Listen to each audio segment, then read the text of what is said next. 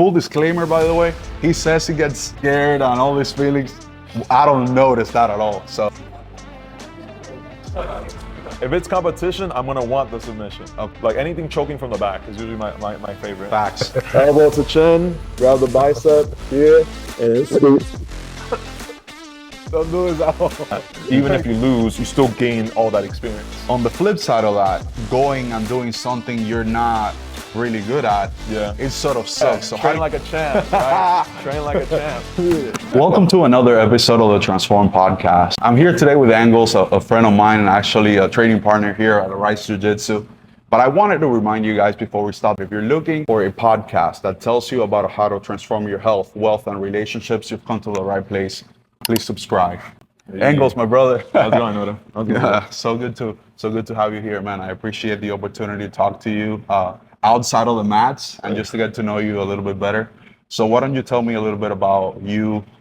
Who the hell is Engels? All right. Engels is a Dominican, Alaskan, Miamian, a little bit of everything in.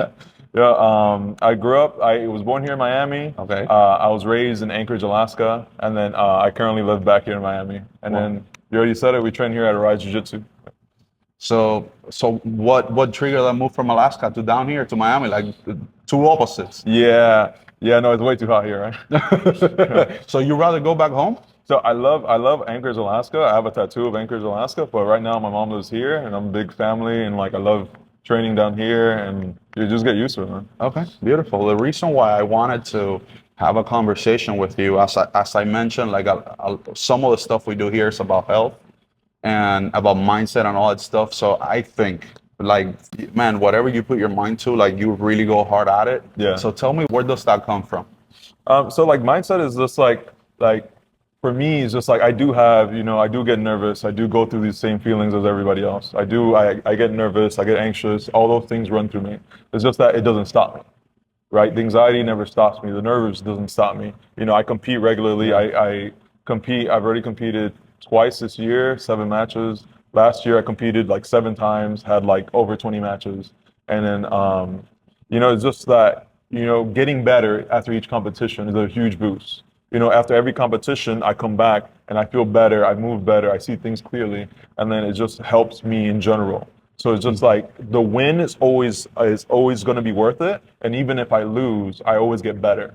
So the next time, I always feel like I'm a little closer to winning. So if I heard you right, losing gets you much better that much faster, right? So competing in general is going to make you much better faster, just because you have that intense sparring session with the person, right? It is a fight in a sense, right? Because you guys are both going at it. You guys are going 100%, using all strength, using all explosion, and it's just going through that, the training leading up to competition, and then the experience of competition, having somebody fully resist on you when it comes to any move, and then having to overcome that. Even if you lose, you still gain all that experience, and that experience helps you win further on. Tell me about the mindset of a fighter. Because it's hard, you said it. Like, full disclaimer, by the way, he says he gets scared and all these feelings. I don't notice that at all. So tell me about the mindset of like being, in the mat and then the fight starts. How does that feel for those people out there, either that they've competed themselves or those that have never done it? Yeah, so my last match was actually a cage match. It was a jiu-jitsu super fight in a cage. It was submission only. It was a 6-minute rule set, right? So it was just any submission as long as it's in the 6 minutes. So that felt like I was jumping out of a plane. That felt like the same, like nerves and anxious, like you'd feel as jumping out of a plane. That's what I felt. Oof. So I was like, you're warming up and you're going through everything, but you're everything is up. Yeah. You know what I mean? Your nerves are up. You're anxious. You're moving. You're trying to get your mindset ready. And for me, I listen to a lot of like motivational podcasts. E.T., Goggins. To name a few, and they help get your mind right. So for me, it's just being focused in the moment because there's a lot of nerves coming from everywhere. People go to see these matches, and the last one was on pay-per-view. Yeah. So there's people watching at home, there's people watching in the stands. So it's like, you have to go through these nerves, but just stay focused for like, because anger is not really going to do it. If you're angry, you can maybe misstep something or you could just overlook something, but focus. See what you're doing, just take your time doing it. Things usually tend to be okay. So focus is your biggest takeaway. So how do you get focused under a scenario like that? Because like Yeah. it's scary, man. Like I've competed. Like I remember my first time ever competing. Like I Yeah. went with you, and you were in my corner coaching me. But like, man, when the bells goes off, like you get freaked out. Like when the guy grabs you Yeah. by the neck and stuff like that. Like it's really hard to like bring your heart rate down. So how do Yeah. you manage to do that, or not only do it once but consistently? What are some of the tips you would recommend for people? So for me, I always recommend kind of slowing down the match, right? Okay. So how do we slow down, right? So you're thinking about your grips, you know, grabbing, if you're doing the gi, grabbing a collar, grabbing a sleeve. If you're doing no gi, you know, grabbing, you know, the shoulder, grabbing the head, and just try to slow everything down, right? If you can slow things down, then you can start seeing is, okay, maybe I grab them here to manipulate them. You know, maybe you grab the head, maybe you grab the wrist. But just getting grips, right? Get a grip. Think about what you're doing and just trying to slow it down, right? Don't be in a rush to get things started.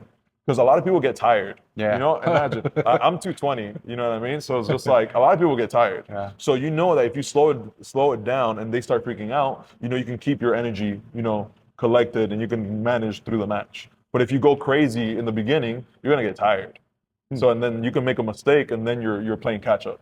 So just slow it down, get a grip, you know, take a second and think about what you're doing. You know, it's fast paced, but the moment you have to like hold them down, or at least just hold them so you can think about what to do, usually helps.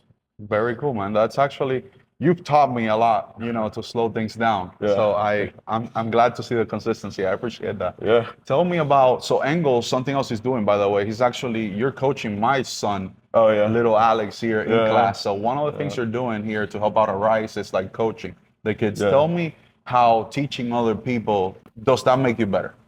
100%. So just seeing, being around jiu-jitsu, just watching is going to make you better.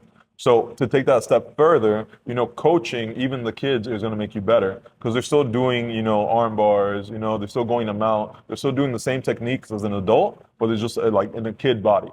You know what I mean? They're just a smaller body.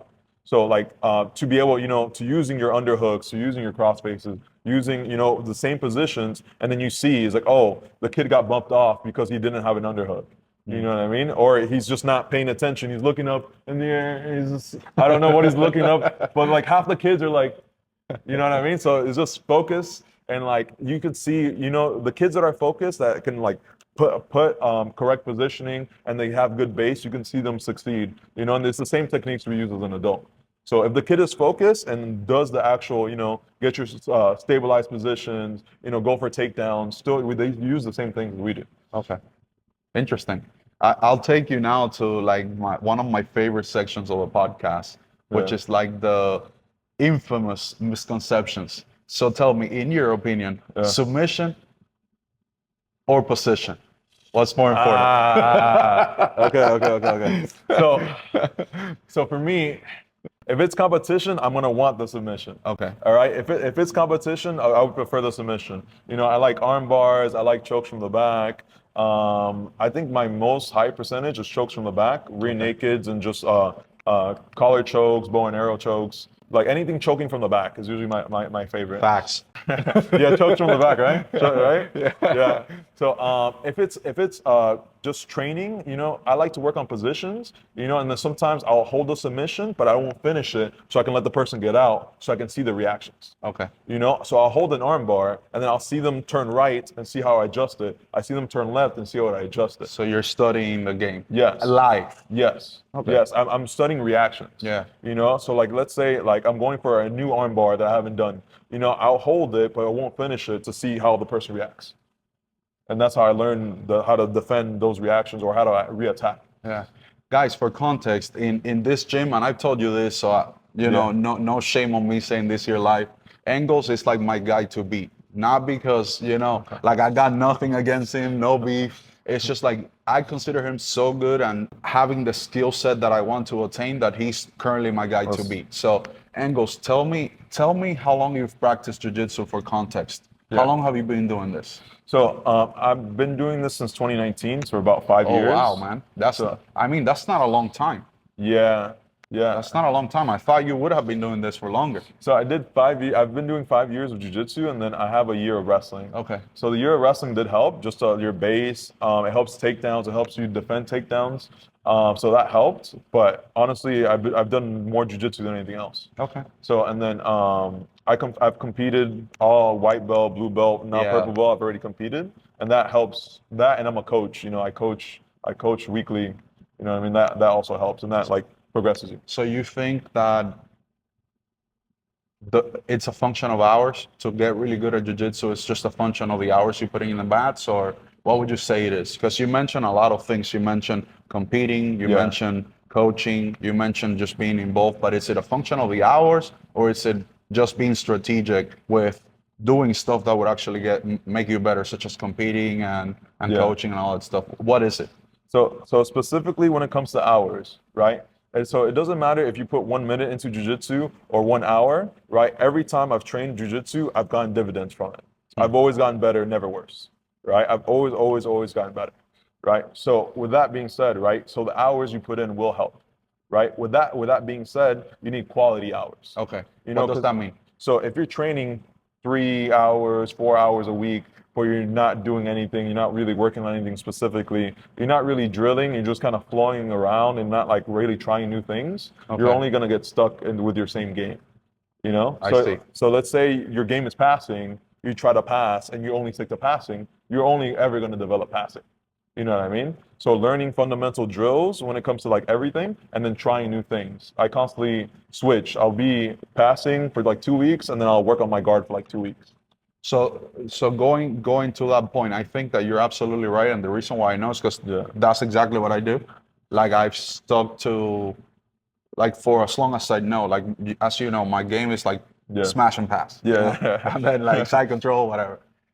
I've gotten really good at that, but then with people Yeah. like you and some other people that are highly skilled, like they Yeah. understand that that's my game, and they have a way to counter my attacks. So on the flip side of that, going and doing something you're not really good at, Yeah. it sort of sucks. So how do you deal with the fact that, you know, putting yourself in the uncomfortable, having to all the time, you know, allowing maybe a white belt or like a blue belt to Yeah. like smash you just for the sake of getting better? How do you deal with that, and what do you think is so hard for people to just put themselves in that position?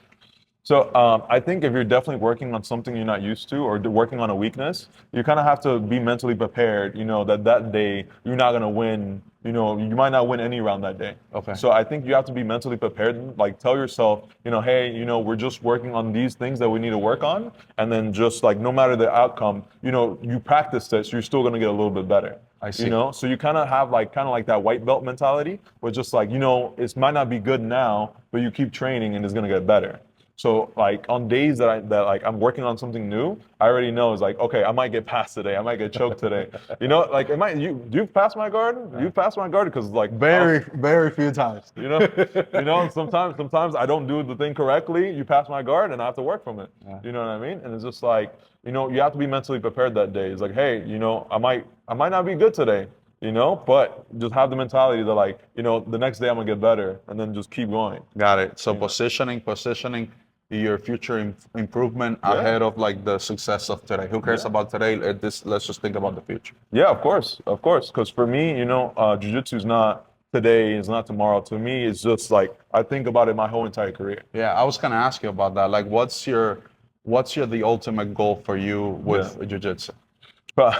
So for me, one of my biggest like inspirations is, you know, John Danaher. Yeah. You know what I mean? Yeah. Because like, and not so much, you know, jiu-jitsu, right? Like specifically is just like his Understanding of technique. yeah, his ability to transfer information, communicate information is ridiculous. Yeah. You know, he has a PhD, I believe, and then he can communicate in such a way that like he's trained so many world champions.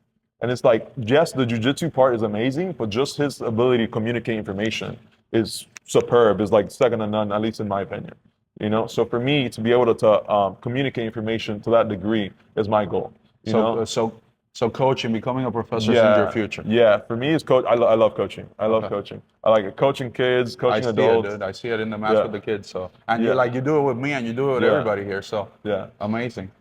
So that's the perfect segue for the other stuff that you're doing, like Yeah. train like a champ. So tell me about that. Tell me about that. Yeah, train like a champ, right? Train like a champ.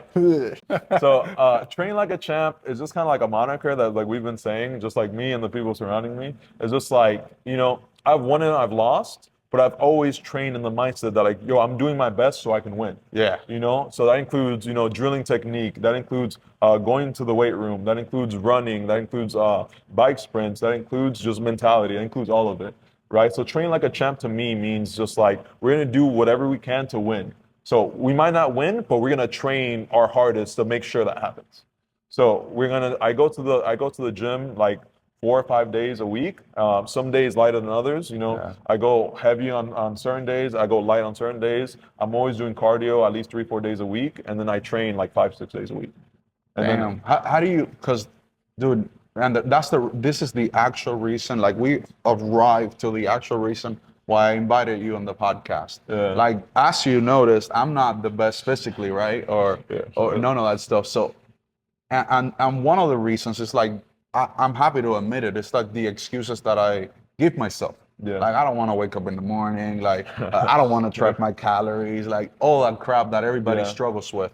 How do you keep yourself accountable, and how do you overcome those things you could tell yourself? Because I'm sure you're no different than me. You probably tell yourself the same thing sometimes. So, I mean, it all starts off with mindset. Okay. You want to know the best advice I ever gotten when it comes to nutrition? Tell me. Right? Just do it. Like Like the whole Nike, the whole Nike. Yeah, just do it. Like, Just do it, guys. Yeah, I literally got told by a friend of mine. He's like, Engels, why don't you go on a diet? And I was just like, oh no, I like it's too hard. I don't know what to do. And he literally looked me in my face and he was just like, just do it. And then I went home. I thought about that and I was like, all right. So it all like starts off with mentality. Okay. Right. So when it comes to competing specifically, it's a game of inches. Okay. So if I'm not eating right, I'm not sleeping right, I'm not training right, how can I ever like think that I'm gonna win? You know? So that's the first part of it.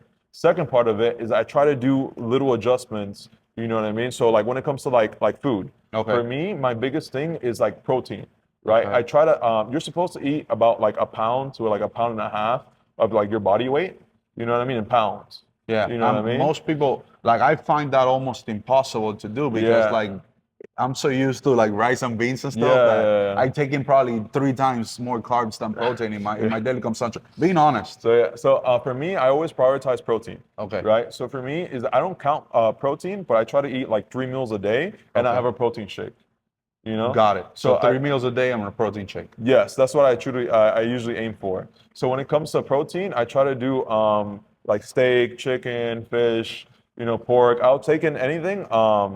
Fried food, I try not to eat as much, but I do reward myself. You know, fried chicken, come on.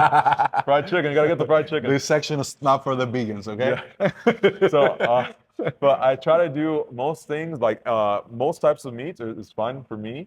It's just whatever you can digest. Okay. So let's say I'm getting ready for competition. I'm going to be eating more leaner cuts of meat. Okay. You know, I'm going to be eating less fried foods. I'm going to be eating less processed foods if I'm competing. You know, if I'm not if I'm not training for a competition, then I'm eating kind of like whatever. But I'm still kind of keeping the protein there. Are you tracking macros? Are you counting calories? Or you're just already so used to, like you're used to know what you must consume, or are you still doing like the math stuff? So I don't track when it comes to macros. For me, I just make sure that I eat the 3 times a day, and I try to make sure I eat protein every single meal. Got it. Right, and then I do the protein shake. And is the protein to make you feel full, or is it just a function of like getting more muscles? Why do you consume that much protein? So for me, and this is just me personally, it's just like whenever I feel I increase my protein, I feel like I can recover a little bit better from the training sessions. Yeah. Okay. You know, so I feel a little bit more energetic the next day. You know, as opposed to I don't drink the protein, the next day I feel a little more tired. Okay. So I try to drink that extra protein because I feel like it makes me recover more. Interesting. You know, and then I always try to prioritize protein. So like I eat till I'm kind of like satisfied. I don't really eat till I'm full. You know, unless it's a cheat meal. If it's a cheat meal, we're going crazy. Fried chicken, the whole box. Yeah, like forget what I just said. If we're doing a cheat meal, we're eating everything. So But if I'm on it, I'm eating, brown rice. I'm eating a lot of tortillas. Okay. Eating beans, eating chicken, eating steak, eating shrimp. For me, I love tortillas. You can ask like anybody that's gone out to eat with me, Mexican food or just like a bowl, anything with just with tortillas. I love It's tortillas, great food, man. tortillas, quesadillas, burritos, tacos, anything with a tortilla, we're good. Yeah, I love tortillas. Your nutrition or Yeah. working out? What's more important? So they're both important, Okay. like so if you don't eat well, you can't really assume to train well, So and that like and I mean that in all senses. Let's say you didn't eat enough and you're hungry and you're gonna go train, but now you're hungry. You know what I mean? Or you ate something bad, your stomach's upset, and then now you go train and then you don't feel 100% because you know what I mean? So nutrition matters in all aspects when it comes to that. Sometimes you can get away with eating a little bit bad as long as you're getting like enough nutrients so you to feel good in your workout. But working out like if you just eat good but you never work out, you're never really gonna gain muscle like that. You're never really gonna you have to do something. Our bodies crave movement. You know what I mean? It doesn't matter if it's yoga, running, jujitsu, weightlifting. It doesn't matter what it is. I feel like our bodies were born to move. We're Yeah. meant to move. And it's that like if you want to get results when it comes to training or anything like that, you have to train. Just eating is not going to get you there. So if you have somebody like me that's a couch potato and they like their fried chicken Yeah. with, extra ranch or whatever, Yeah. and they don't really like to work out, like what would you recommend to a person like that to do today? So for me, I would start off with anything you can do at home. So it doesn't matter if you just pace around for the entire day. It doesn't matter if you bust out a couple push-ups, a couple dips off the couch, whatever you can today. So like body weight movements, push-ups, squats, a pull-up bar if you have a pull-up bar, dips off your bench, whatever you can. Just do it. Yeah, just do it. Just do it. Train like a champ. Yeah, train like a champ. So like anything you could do at the house. So if you're planning on like starting today, I would say one, don't overdo it. Okay. Right? Consistency will always be better than anything else. So I would rather you do 3 days a week consistently for the next 5 years than do 1 week super strong, another week super weak. You know what I mean? I'd Yeah, rather you that's have 3 solid days for the rest of your life than like ups and downs. You know what I mean? So so then if I heard you right, it's about creating a long-lasting habit. Yeah, of course. It's not about a practice of just go kill yourself this week, like No. eat salads this whole week, and then you're just craving the 26-inch pizza next week, right? Yeah, like so consistency is always going to be the best. Okay. Right? So it doesn't matter if you just like do a couple push-ups at home as long as you're moving, throughout the week. It's more about what you accumulated through the weeks. Okay. That's what really matters. So as long as you get like I would say at least 3 days a week, you know what I mean? Of like just any type of movement. If you want to do yoga, do yoga. If you want to walk, walk. If you want to do some push-ups, do some push-ups. But whatever you can do and then just stay consistent at least 3 days a week, I think you'll see some good results. Interesting. And it helps you, it helps your energy, it helps your motivation. And once you see a little bit of results, you're like, oh, okay, Oh let's yeah, keep you going. stay motivated. Yeah, of course. Of course. When you see the abs coming in, you see the abs coming in, you're like, all right, it's time to go. Very cool, bro. Tell me about some of the other stuff. Like this is the only thing I know about you. Maybe something else that you have, hidden. Maybe you want to share with the world. Some other stuff you're doing. Whatever. This is the spotlight's on you now. So just tell me what you want to talk about. So, for me, things I like outside of jiu-jitsu include music, poetry, of course, lifting at the gym, spending time with family.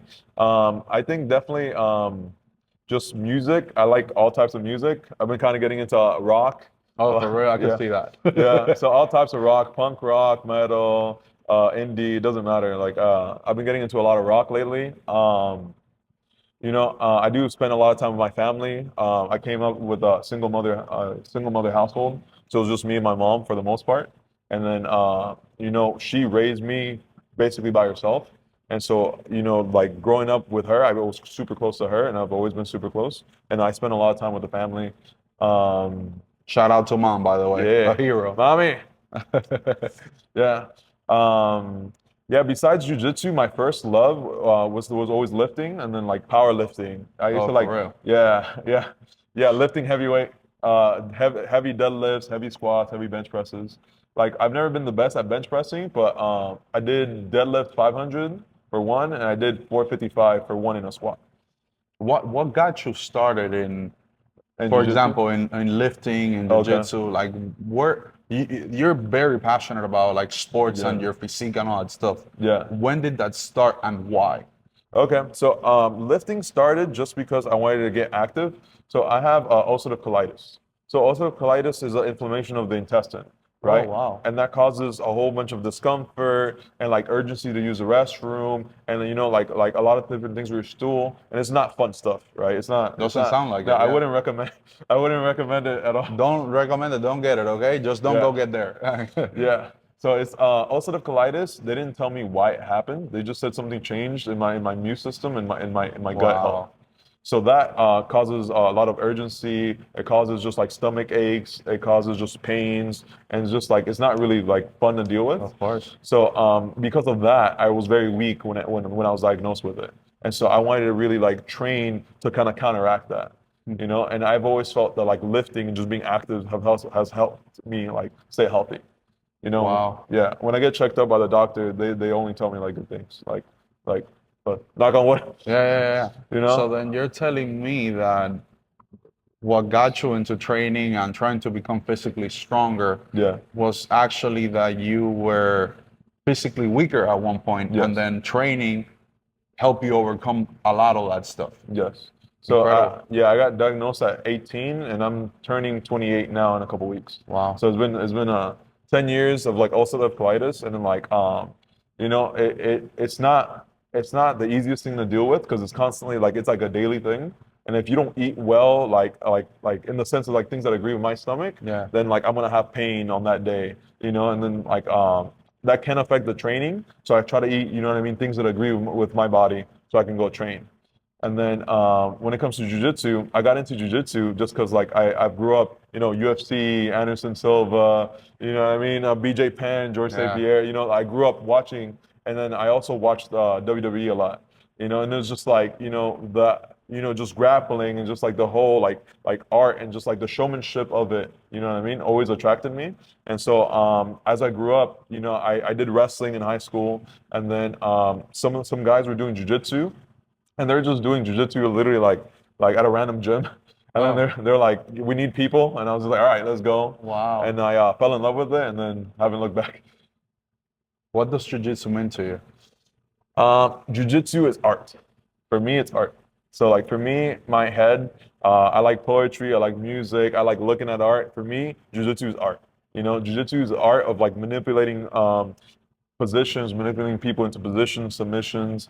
It's beautiful movement, it's explosion, Yeah. it's athleticism. All the stuff he does to me. It's technique, it's mindset, Yeah.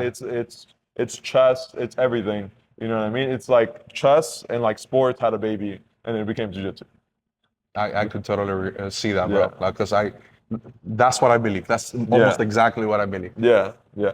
Are you going to make a train like a champ, a brand, a movement? Yeah. Are you actually training people at the moment? So I do have some clients when it comes to jiu-jitsu, and I have. So speak to that. Yeah. So when it comes to clients, usually when people contact me for training, is usually because they have a competition. Okay. So it's usually a lot of competition prep. Awesome. You know, I've had clients win the Miami Open before, and I've had clients win things like new breeds and different competitions like that. You know, and it's just like they usually contact me for like competition prep. Yeah. You know, so like mindset, game planning. You know, just making sure their submissions are on check, making sure their foundations are in check. You know, making sure they're good at passing. You know, guard, just being good from everywhere. Awesome. You know? Awesome, dude. And what got you started in that? Was it like just a thing that you developed in social media, or So were you intentional? Did you want to create that brand? So train like a champ, or the competition prep. Is it the same, or it's not the same? So I think it's different. I think train like a champ is more like a personal brand, to be honest. Okay. For me, it's just like, for me, even if I have a competition or not, I'm always gonna be training in the mindset that like, you know, I'm a champ. like I'm Yeah. a champion. You Okay. know what I mean? Like I've worked hard enough. I've won things before, you know, and like I need to uphold that. Awesome. So for me, that's like a personal brand. You know what I mean? So when it comes to the competition prep, It's just that for me, I'm willing to take on anybody that has like a good has a good Foundation. a good personality. Like they don't have to have a good foundation. You know, we can work on that. But just like a good personality and like they're just willing to work. Yeah. You know, if they're willing to put in the work, we can come to any compromise we need to. We can like if they want to do more ground game or more takedowns, whatever they want to do. They want to do more submissions. We can figure all that stuff out. But for me, it's more about attitude. It's like, are they focused? Are they here to learn? You know, those are the things that are most important to me. Yeah. Highly recommend Engels, by the way.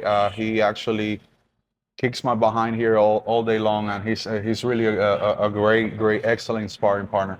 What does the future hold for you? For me, it includes more competitions. So I am a gi Pan American champion. Okay. So I'm looking to make a no gi Pan American champion. You know, looking to have that medal on my wall. So Soon enough. yeah. So that more gi competitions, more no gi competitions, more super fights. Okay. Open to do more super fights, and just staying active in training, and then doing the competitions whenever I can. Yeah, I see you. Before I forget, I see you like going into the social world, social media world, and just Yeah. doing your thing. So, how much do you think social media could propel your goals and like develop your brand of training like a champ and all that stuff?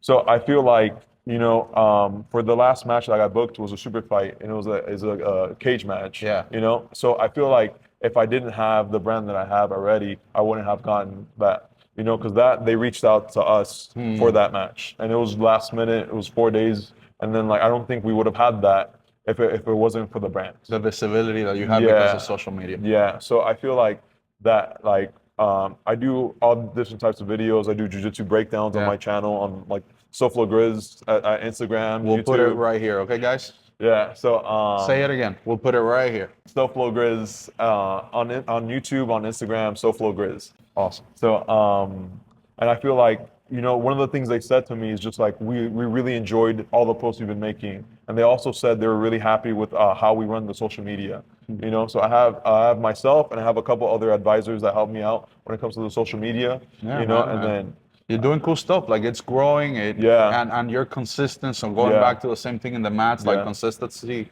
will propel you forward. So very cool. Yeah, and I feel like, you know, for sponsorships, you know, for our super fights, for all these things, I feel like if your name gets out there through social media, it's just going to help. You know, social media has only helped. You know, it's helped me get clients. It's helped me get competitions. It's helped me for sponsors. You know, it's helped with all that.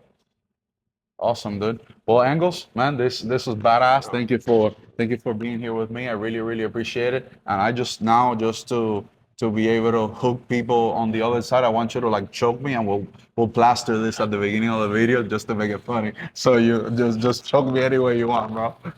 So we're gonna set up here. Just Right, we're gonna wrap around. don't do this at home, okay? Right, elbow to chin, grab the bicep here, and squeeze. Don't do this at home. Thank you, brother. This was fun. Yeah. Thank you so much. All right, guys, cut. What do you think? That was good. That was good.